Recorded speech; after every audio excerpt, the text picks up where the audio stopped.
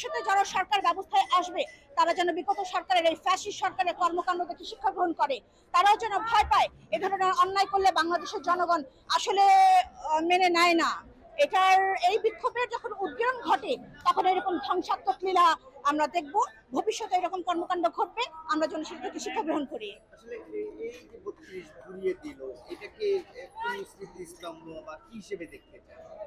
যদি স্মৃতিস্তম্ভের কথা বলেন, এটা আমার কাছে এখন ইট কংক্রিটের একটা দালান মাত্র।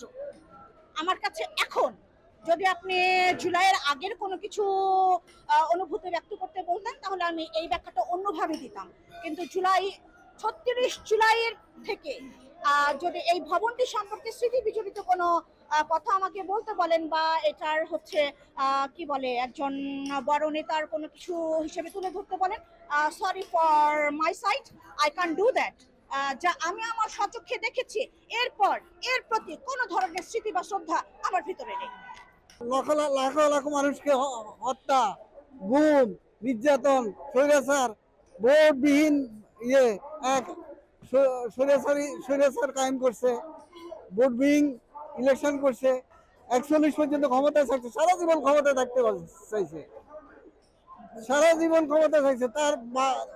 তার বাপ শেখ মুজিব, আমি তখন ৭৫ সালে ঢাকা ইউনিভার্সিটি ভর্তি হয়েছি, ওই সময় আমি ভর্তি হয়েছিলাম। তখন সে ঘোষণা করছে যে ১৫ই আগস্টে সে আজীবন প্রেসিডেন্ট ঘোষণা হবে। ঢাকা বিশ্ববিদ্যালয়ের টিএসসিতে তাকে সম্বর্ধনা দেওয়া ছাত্ররা ঘোষণা করবে, ছাত্রলীগ, যে উনি যতদিন বাজে উনি প্রেসিডেন্ট, ওনার পরে ওনার পরম্পরায় রাজতন্ত্র কায়েম হবে, তার ছেলে হবে, ছেলের পর নাতি হবে, নাতির পর পুতি হবে।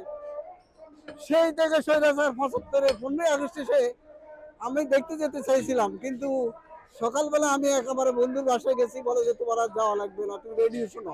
এই চোখে দেখছেন নাকি খারাপ চোখে দেখছেন? এটাকে জনগণ যেভাবে দেখছে আমিও সেভাবে দেখছি যে এটা রাখাই দরকার না। এই বাড়ি রাখা না, এই বাড়িটা হচ্ছে অবৈধ জায়গার মধ্যে।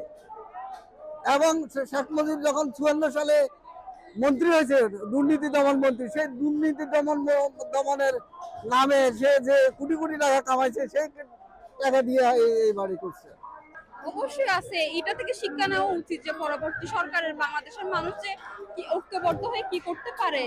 জুলাই অভ্যুত্থানে দেখা গেছে প্রত্যেক শ্রেণীর মানুষ কেমনে এক ঐক্যবদ্ধ হয়ে একটা ফ্যাসিস্টের পতন করছে। এটা মানুষের পরবর্তী সরকারের নির্বাচন যখন হবে, পরবর্তী সরকার যখন হবে, তাদের এটা বিবেচনা করেই কি করা উচিত, বাংলাদেশ পরিচালনা করার মন মানসিকতা নিয়ে বাংলাদেশের দায়িত্ব নেওয়া উচিত।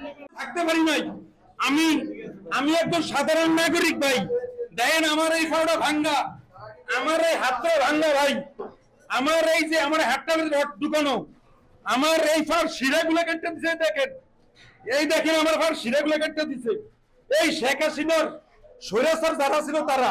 আমার বাড়ি বড়া জেলায়, আমি বহুত কষ্টে, আমার দুটো মেয়ে ছেলেটেলে নাই, আমি ৪ বছর মন্ত্রী হাইকোর্টের ভিসে ধরাইছি ভাই, হাইকোর্টের ভিসে ধরাইছি, গাইবি মামলা, ভুয়া মামলা, সব মামলা দিয়া ভাই আমাদেরকে দেশটা ধ্বংস করে দিছে ভাই।